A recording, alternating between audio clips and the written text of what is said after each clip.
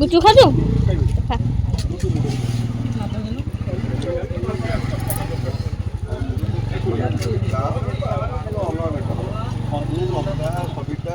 ସରିଗଲେ କହିବୁ ମାମାକୁ ନହେଲେ ମାଉସୀକୁ ସେ ଆଉ ଗୋଟେ କହିଦେବେ ଦେଇଦେବେ ହେଲା।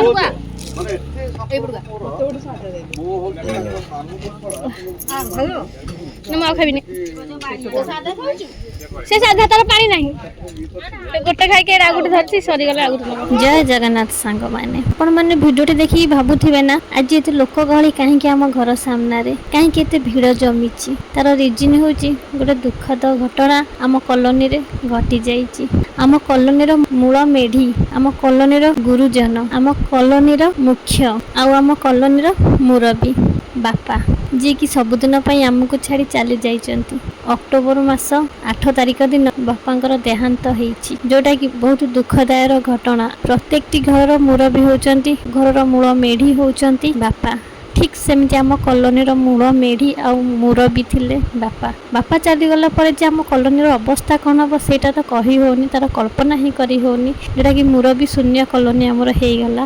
ବହୁତ ଦୁଃଖଦାୟକ ଘଟଣା, ମାନେ କହିଲା ବେଳକୁ ବି ହେଲେ ଦେହ ରୁମ ତାଙ୍କୁ ଦେଇଯାଉଛି, ଶୀତେଇ ଯାଉଛି। 6 ବର୍ଷ ହେଲା ଯାହାକୁ ଆମେ ବାପା ବୋଲି ଡାକି ଆସୁଥିଲୁ, ବାପାଙ୍କର ସ୍ଥାନ ଦେଇଥିଲୁ, ତ ଏବେ ଆମକୁ ସେ ଛାଡ଼ିକି ଆରପାରିକି ଚାଲି ଯାଇଛନ୍ତି। ଆଉ ବାପା ଚାଲିଯିବାର କଷ୍ଟଟା କ'ଣ ଏବେ ମୁଁ ଫିଲ୍ କରିପାରୁଛି। ଆଉ ଆଜି ହେଉଛି ବାପାଙ୍କର ଏକାଦଶ କାର୍ଯ୍ୟ, ଯେଉଁଥିପାଇଁ କି ଆମ ସୋସାଇଟି ଆଜି ବହୁତ ହୋ ହାଲା ହେଉଛି। କିନ୍ତୁ ଯେଉଁ ଲୋକଟି ପାଇଁ ଆମ ସୋସାଇଟି ଆଜି ହୋ ହାଲାରେ ପରିପୂର୍ଣ୍ଣ ହେଇଯାଇଛି, ସେ ଲୋକ ଜଣକ ଆଜି ଆମ ପାଖରେ ନାହାନ୍ତି। ଭଗବାନଙ୍କ ପାଖରେ ପ୍ରାର୍ଥନା କରୁଛି, ଭଗବାନ ତାଙ୍କ ଅମର ଆତ୍ମାକୁ ମୋକ୍ଷ ଦିଅନ୍ତୁ, ଶାନ୍ତି ଦିଅନ୍ତୁ। ଏଇ ପଦିଏ କଥା ବାପାଙ୍କ ପାଇଁ ଦୀର୍ଘ 6 ବର୍ଷ ହେଲା ସକାଳ ପାହିଲାଠୁ ଯେ ରାତି ପର୍ଯ୍ୟନ୍ତ ଆମେ ବାପା ଡାକୁଥିଲୁ। ମୋ ବାପା, ମୋ ଶ୍ୱଶୁର ଆମ ପାଖରେ ନାହାନ୍ତି, ଦୂରରେ ଅଛନ୍ତି, କିନ୍ତୁ ଆଙ୍କୁ ହିଁ ଆମେ ବାପା ବୋଲି ମାନୁଥିଲୁ। ସକାଳୁ ସନ୍ଧ୍ୟା ଯାଏଁ ବାପା ବୋଲି ଡାକୁଥିଲୁ। ଆଉ ଆଜି ସବୁଦିନ ପାଇଁ ଏ ସଞ୍ଜ ସକାଳର ବାପା ଡାକ ଆମ ପାଇଁ ସବୁଦିନ ପାଇଁ ବନ୍ଦ ହେଇଗଲା। ଯେତେବେଳେ ମୋ ବାପାଙ୍କ ସହ କଥା ହେବି କି ମୋ ଶ୍ୱଶୁରଙ୍କ ସହ କଥା ହେବି, ଦିନକୁ ଥରେ ଅଧେ ବାପା ଡାକିବି। କିନ୍ତୁ ଇଏ ଥିଲେ ବାପା, ଯାହାକୁ ଆମେ ଦିନକୁ କେତେ ଥର ଯେ ବାପା ଡାକୁଥିଲୁ ତାର ହିସାବ ନାହିଁ।